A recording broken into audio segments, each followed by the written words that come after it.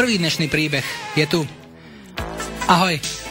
Stále rozmýšľam, či ti mám začať písať môj príbeh. Je to veľmi ťažké, ale skúsim to. Nie je to možno príbeh, aký sa číta každý deň. Nie je to o láske medzi chlapcom a dievčaťom. Je to skôr príbeh, ktorý je úzko spätý s láskou milujúcich rodičov a ich detí.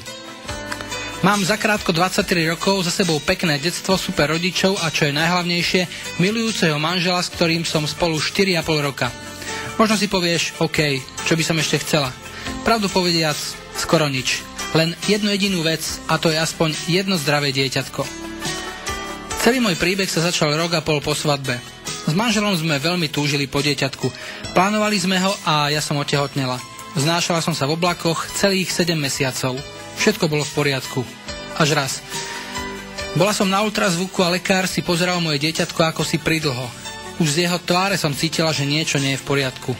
A mala som pravdu.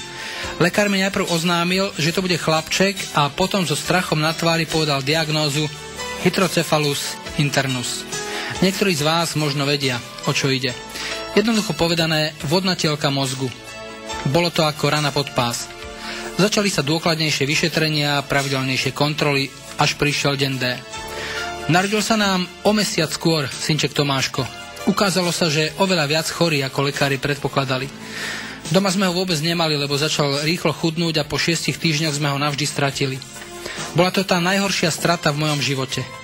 Lekári nám s manželom spravili genetické vyšetrenie a povedali, že nič nie je stratené, že všetko bola len náhoda. Môže sa to vraj stať každému. V srdci nám svitla nová nádej. Po roku a 2 mesiacoch som znova otehotnela. Boli sme opäť šťastní, ale aj vystrašení zároveň. Všetko bolo opäť super, až do toho nešťastného 7. mesiaca. Ten istý lekár, to isté prostredie a čo je najhoršie, aj tá istá situácia. Pri pomyslení na to sa mi tisnul slzy do očí. Rozdiel bol len v tom, že to nebol chlapček, ale dievčatko. Narodila sa nám Natálka. Nemala som ju možnosť ani vidieť. Bola som po 2. cisárskom reze, ubolená telesne aj citovo. Po 2 dňoch sme ju navždy stratili. Bola na tom ešte horšie ako Tomáško. Prežila som to ja, aj môj manžel. Ale vieš, ako sa cítime, keď vidíme mladý pár, ako ide po ulici s kočiarom alebo nejaký film o bábetkách? Hrozne. Stále sa nám tisnú slzy do očí. Obom. Pritulíme sa k sebe a plačeme.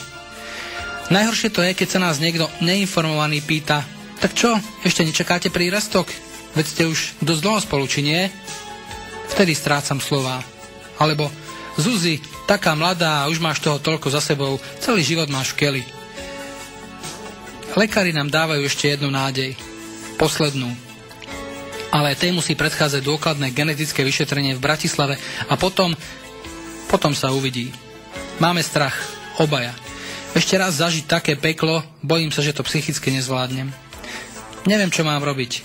To všetko, čo som doteraz prežila, som zvládla len s pomocou zlatého manžela a rodičov, ktorým to tiež nebolo jedno, ale snažili sa zo všetkých síl. Veľmi im za to ďakujem. PS1, ženy a dievčatá, keď máte zdravé dieťatko, je to ten najkrajší dar. Vážte si ho. PS2, Peťko, ďakujem. Veľmi ťa ľúbim a stále budem. PS3, pozdravujem Lenku a Danku Hrušovské zo Spišskej Novej Vsi, ktoré, aj keď sú už väčšie, stále sú nám také blízke ako naše vlastné deti. Veľmi pekne ďakujem a pozdravujem. Tvoja poslucháčka Zuzka z Levoče. Loud Chart s Júlom Viršíkom.